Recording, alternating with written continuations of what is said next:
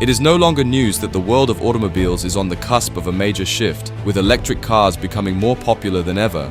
But despite the hype and excitement surrounding these eco-friendly vehicles and their advanced technology, they seem to be struggling to sell, with many piling up on dealer lots. This raises a critical question.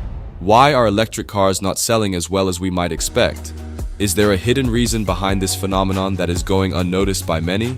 In this video, we will explore the untold truth behind the struggle to sell electric cars and uncover some surprising facts about the future of the automotive industry. So join me, and let's together discover the real reason behind why electric cars are struggling to sell. What you learn might just surprise you. Body car manufacturers appear to be producing electric vehicles at a faster rate than ever before, and if you're wondering who suffers the most, we've got the answer.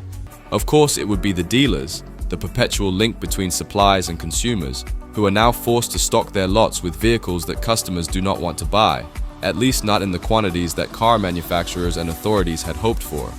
Modern EVs are stacking up on dealer lots in 2024, and the first on the list here is network for charging. One of the major ways EVs decline is the worries about the charging network. Even those who think about purchasing an EV hesitate, and the charging network, which is still far from ideal, is one of the key reasons why EVs are building up on dealer lots. As far as the user is concerned, this implies a whole new set of restrictions. First of all, even in cities, there are insufficient charges. Furthermore, not every charger on public stations has a rapid charger, which adds time to the process. Ultimately, the user experience is not at all optimal.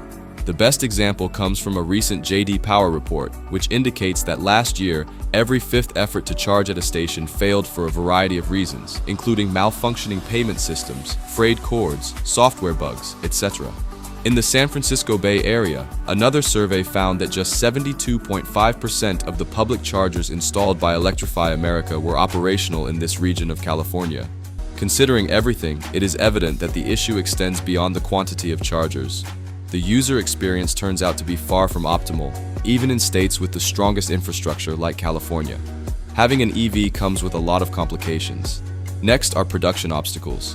The market supply of electric vehicles is currently exceeding 100 days on average due to the cars building up on dealer lots. Automobile manufacturers are aware that EV sales are weak and that circumstances can change quickly. Consequently, a few companies have already reduced their output for this year. A prime example is the all-electric F-150, whose manufacturing has been reduced to half of what was originally scheduled for this year. Nevertheless, despite the sluggish sales, several automakers are stockpiling new EVs. It is quite easy to figure out why. Since the production process for electric automobiles is far from optimal, they are stockpiling just in case. The primary reasons why many automakers produce many more electric vehicles than they can sell are ongoing issues with supply chains, particularly about suppliers of raw materials and batteries, and the reality that production lines are anything but efficient. Dealers are the ones who suffer the most since you never know when production is going to stop for any reason. Another reason is longer distance travel. From a buyer's standpoint, lengthy trips continue to be the primary problem. About EVs, there are still far too many unanswered questions. It goes beyond only expensive costs. It is also for pragmatic reasons, the first of which is that autonomy-wise, EVs are still not competitive with conventional internal combustion engine vehicles. Customers should expect a little over 300 miles at most, which places a lot of restrictions on lengthy trips. EVs might be a fantastic option for short trips, such as everyday commutes.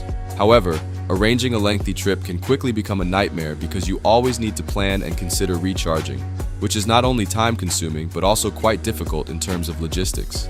These factors explain why we are not surprised that the majority of EV owners also own one or more internal combustion engine vehicles. Put simply, it does not make sense to rely exclusively on EVs at this time. Furthermore, the growth of EVs, which is slower than expected, is another major reason. If you check the statements from Biden's officials, as well as some car makers from just a few years ago, it seemed like everyone shared the same level of optimism for electric cars. They were all pretty sure that the most radical transition in automotive history would go smoothly in a pretty short period. That's why the government expected 2/3 of new cars to be all electric by 2032. If you're wondering why, we've got some answers. The main issue is that insufficient studies served as the foundation for these expectations and projections. Rather, they relied upon momentum. Because EVs were quite popular in the past, mostly due to early adopters, rich customers and IT lovers rushed to get these high-tech marvels. However, things are not moving as smoothly as everyone had hoped when it came time for regular customers to take action. Following a few years of nearly 100% annual growth, last year revealed a new pattern of slowing down. EV share eventually approached 8% of the market as a whole, but not at the anticipated rate. The growth is still slowing down in 2024. January had a 40% decline in growth over the previous year. Nonetheless, automakers, both established names and up-and-coming ones, are strongly promoting EVs. You can probably guess where all of this is going, as the production is higher than ever. Dealers are finding it difficult to sell battery electric vehicles since supply is far greater than demand at the moment. As a result, lots are filled with EVs. The main issue is that insufficient studies served as the foundation for these expectations and projections. Rather, they relied upon momentum. Because EVs were quite popular in the past, mostly due to early adopters, rich customers and IT lovers rushed to get these high-tech marvels. However, things are not moving as smoothly as everyone had hoped when it came time for regular customers to take action. Following a few years of nearly 100% annual growth, last year revealed a new pattern of slowing down. EV share eventually approached 8% of the market as a whole, but not at the anticipated rate. The growth is still slowing down in 2024. January had a 40% decline in growth over the previous year. Nonetheless, automakers, both established names and up-and-coming ones, are strongly promoting EVs. You can probably guess where all of this is going, as the production is higher than ever. Dealers are finding it difficult to sell battery electric vehicles since supply is far greater than demand at the moment. As a result, lots are filled with EVs. The next one is EVs are not dependable. Another factor contributing to the decline in EV sales is their dependability. It has come to our attention that their reliability is notably worse than that of their conventional gas-powered counterparts. Consumer Reports' most recent survey, which covered over 300,000 cars manufactured between 2000 and 2023, claims that electric cars are 80% more problematic than gas-powered vehicles. That is wholly at odds with what we have heard thus far. We have been led to believe by the media that EVs are better in this regard and require less upkeep. That makes sense in theory when we take into account that electric automobiles have fewer parts than gas-powered cars. EVs are still relatively new technologies that require development time. Owners of EVs are currently experiencing a plethora of issues. Naturally, the very first thing that springs to mind is problems with batteries and charging. But EVs also have a lot of other issues, particularly with the infotainment system and the fusion of all those electronic controls. There are numerous build quality issues such as incorrect alignment and assembly of some parts, among other problems. Another factor is their costs are still excessively high. The early adopter phase is officially over, and most people are not prepared to pay higher costs to achieve zero emissions. EVs are currently far too costly for the average customer.